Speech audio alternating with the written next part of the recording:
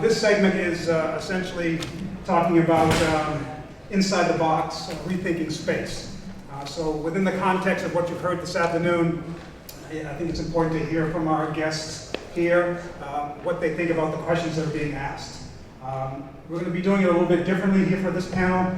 It's going to be a combination of 60 Minutes, Jerry Springer, and Family Feud. So with that being said, John, number one rule, put on the glasses.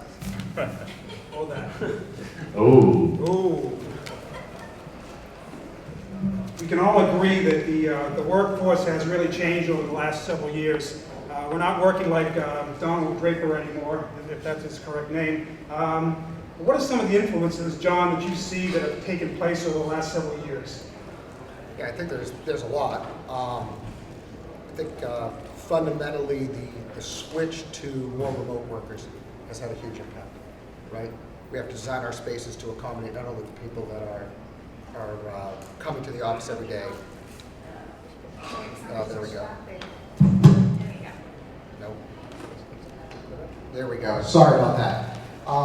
I usually talk about So what I was saying is we have to accommodate remote workers, right? So that's something that 15 years ago I don't think we had to think about as we planned our offices, whether new space or existing space. And how do we handle that flow of folks in and out of the office, whether it's a flexible work environment, a remote work environment, or a combination of the two, yeah.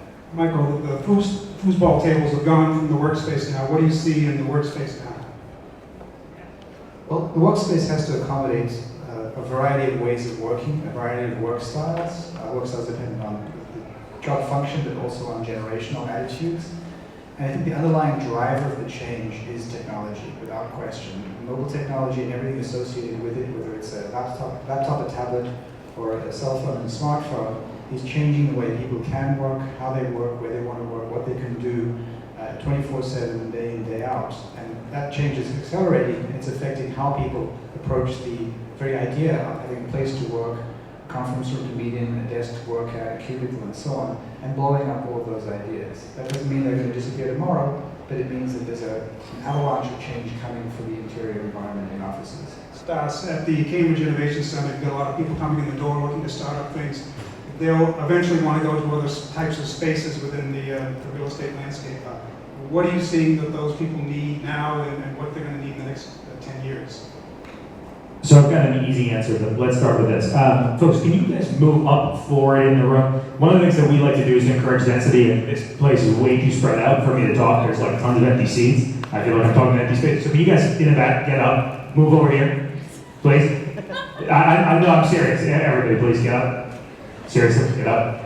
I can see you not moving. If you're not moving, come up. Please fill in right here. When did I lose?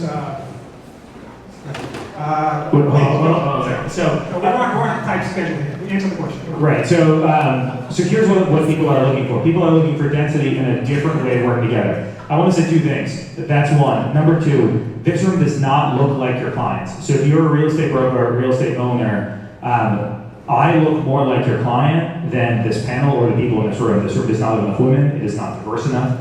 And so if you are in the world of real estate, what people are going to be looking for is environments that look like the world.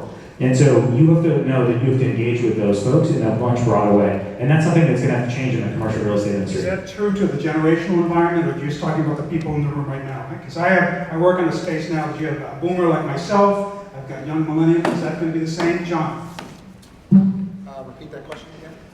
The workspace, he mentioned about this particular workspace, how it fits the group that's in this space now. Is that true of the workspace that we're going to be designing in the next 10 years for the different generations that will inhabit that workspace? No, I think absolutely. And someone said on the panel earlier, what is something that isn't going to change? And one of the things that isn't going to change is you have to listen to your customers, right? And by listening and observing and understanding what is going on with that client, whether you're moving that client from space A to space B, or you're designing a space for that organization, understanding what that organization looks like, acts like, is critical to providing a space that works best for that customer, for that client. Because at the end of the day, I look at the space we're in, for example, at 40 Broad Street, that is critical to the engagement of our organization.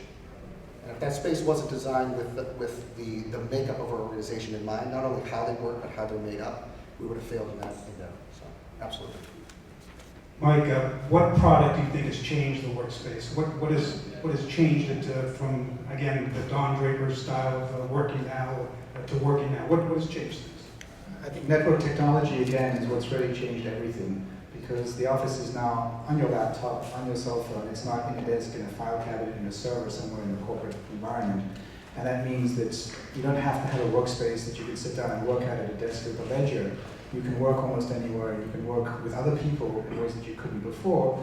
And so the boundary of the environment is completely different. It's really the world. It's no longer the four walls of the cubicle or the office.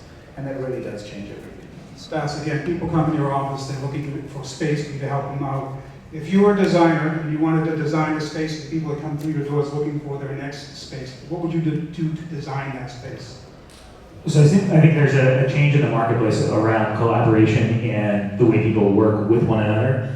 And the new world, the world of today, is being built with a mixture of creativity, openness, and enclosed spaces. And I think there has been a shift towards open spaces, and that shift is historic. It's a pendulum that swings back and forth.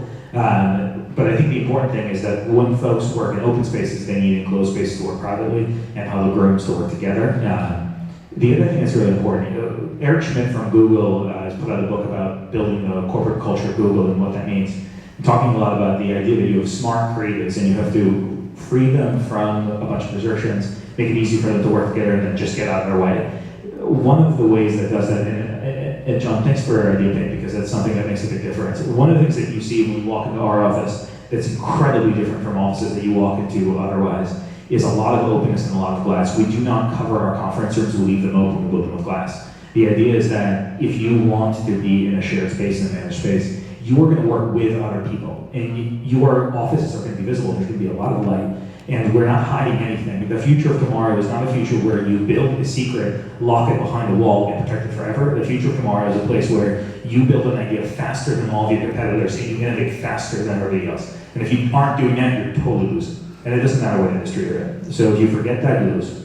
At Wentworth, we have a number of master's programs. You may know about Wentworth. We're a technology school. We have masters in construction management, facilities management, and technology management. What would you tell the students how they should be designing these spaces in the next 5 to 10 years? Well, a lot of what we just talked about, I think first and foremost is one size is not going to fit all, right? And so I go back to what I was saying a second ago, which is you have to be listening and watching and understanding what your client, what your customer's looking for. But the other piece is, to what Stas was saying, it has to be that combination of we and me space. No, I'm off again. You're on. We and me space, right?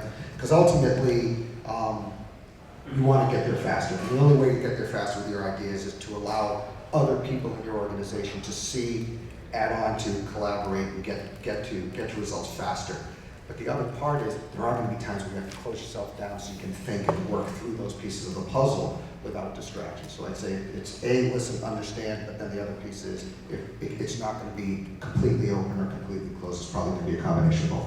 Michael, what do you say to the owner that comes to you and say, I want 60 rows of cubes going this way, that way, and all that? Based on what you're hearing this afternoon, how would you convince him how would you design and convince him on your design to do that in his office space? But we don't design, we do some consulting. We have a software platform that provides data, and I would say make data-driven decisions. Understand what's really happening in the workplace, understand the demographics, understand the activity, the behaviors, the types of engagement, the group behavior versus the individual behavior, and then design an agile workspace and an agile lease or similar approach that enables that workspace to evolve over time as the employee population changes, and it's going to change, and work styles are going to evolve even further away from what they used to be to what they will be. And unless the workspace can adapt with them, we're going to be doing demos and rehabs and so on again and again. It's going to be very, very expensive. So adopted an agile approach to both leasing and construction and design, and keep iterating, keep changing, keep innovating to stay abreast of the needs. Stas, say the same thing for you. I've got a 22-year-old kid that's coming back to graduate school. He wants to study FM. And a shout out to our FM members in the audience, the IFMA folks, who is a great organization for the facilities management field. And what would you tell that young facilities manager about this new office space? What does he have to know in order to maintain it and keep it as one of the prime assets of a company? So that entire world is going to change, and it's going to change rapidly. The place where the line is drawn between what a landlord does and what a tenant does, that line, where that line is today, is not going to be where that line is 2 years from now, and it's not going to be where that line is in the future. I was just looking at the statistic before I came up here. There are 78 million square feet of office space in Boston, and there are 111 million square feet of office space in the Boston suburbs. If anyone thinks that ratio is going to hold, I think you are wrong. I think we're going to see a lot more construction happen in the downtown. I think we're going to see cities become more alive. And that means a very different type of worker looking at a different thing. I'll give you one classic example from the building we're occupying right now in Boston. We moved in, the building was formerly occupied by a big financial services firm. It's a 21-story building with 16 usable floors of office space. There was a bike rack for 6 bikes. It had never been filled in the time the whole financial firm was there. And there was a garage with 100 spaces, and all those spaces had been filled. Today, we have occupied 1.5 floors in full, although we have 4 floors that are in various states of construction. The 1.5 floors that we have occupied, we've already overflown the bike rack by many bikes. And so that is a different world. That's a different type of facilities management. And where that line gets drawn, it's no longer ordering security, ordering cleaning, going home. We are in a world where the integration between the work the building provides and the work that the clients do. Just to go back to something that somebody said very early, but I will ask you this one question about any building that you've ever worked in today's economy. If the power goes out or the internet goes out, which one is worse? And you know the answer is the internet. Because if the power goes out, I can still work on my laptop if the internet is there. If the internet is not there, we all go home. And so that is a different building today than it was 10 years ago, because 10 years ago that wasn't the case, and 20 years ago no one had the internet. So that is a very different world. So I would think about facilities management as a place where technology is just completely going to take over the experience. It's going to permanently change the way things operate. Appreciate that answer. What we're going to do now is really jump into the lightning round here and ask some questions. One, I guess the next big thing, we've asked the other panelists have been asked the same question, but again, this is within the context of these people that design inside the box. And the interesting point about that title is inside the box. Wentworth's concept now is designing outside the box. So we're producing young professionals out of our school that are thinking outside the box. So with that being said, what do you think, John, is the main challenge that you're facing in terms of the adoption of the IdeaPaint that you're giving into the industry? Inertia, right? Whiteboards. It's a verb. I whiteboard. We're in the collaboration technology industry. And I'll ask you all, how many of you can collaborate with 6 people in a room in a 4x6 whiteboard? Or a easel pad up on the side. The reality is the only person collaborating is the highest ranking person in the world in the room with their pen in their hand, right? Versus this wall. So the biggest thing in front of us, the thing we fight every day, our biggest competitor is the notion that people can fall right to whiteboards. Michael. Well, we're a data-driven company. We're about providing real insight through data into what's actually happening inside offices. I'll throw out some numbers. There are about 50 billion square feet of office space worldwide. On average, that space is used about 40% of its capacity. So that's over 25 billion square feet of office space that are wasted. No one really wants to believe that number, and they certainly don't want to believe it about their building that they've been managing so supposedly very efficiently for years and years, or just leased, or just occupied, or just built out. And that's pretty scary. So we have to deal with the resistance to facing the facts that the bottom is kind of falling out of the global real estate market. There is no need for most of the space. And yes, it will consolidate in the urban areas. It doesn't mean people want to build new and better buildings. It does mean that obsolescence is coming very fast, and that's pretty scary for the whole industry. Stas. So many possible answers to the question. Just give us one. I'll do best. I think there's a metric that's used by the entire real estate industry in the US, and it's square footage. What's my square footage cost? What's my utility over square footage? Everything's square footage related.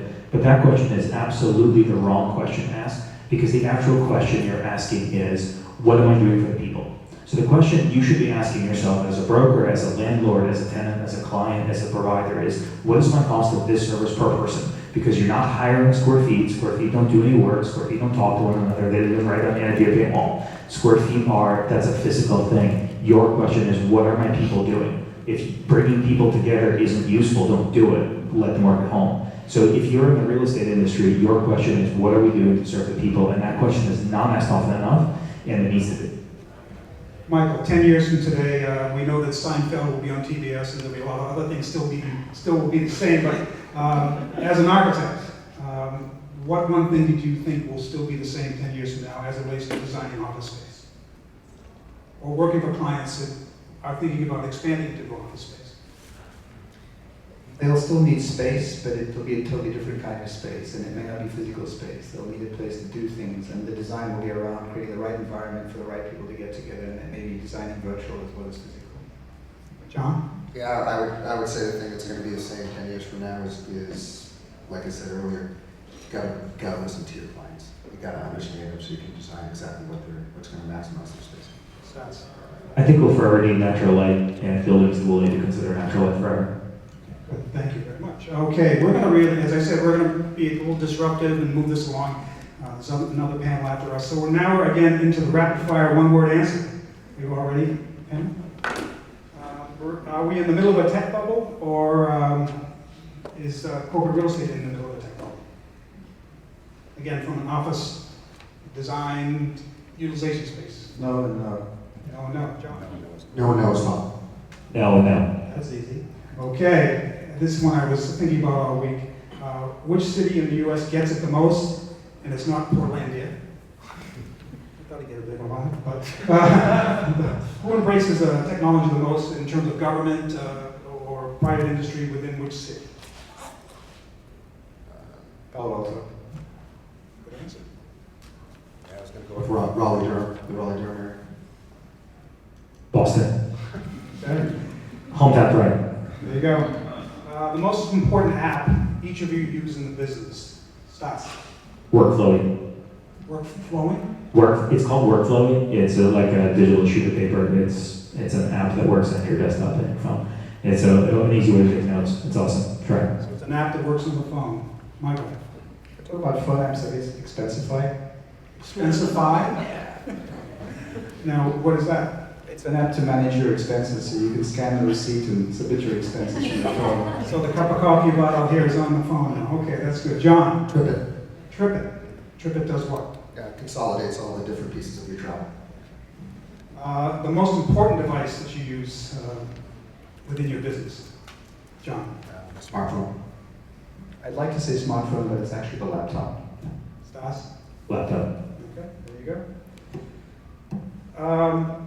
I guess we're sort of wrapping this up. Again, I wanted to keep this moving fairly quickly, but to end it here is what do you think, what one thing will elevate the adoption of your model or technology to the next level, whether it's fiber optics, drones, or whatever?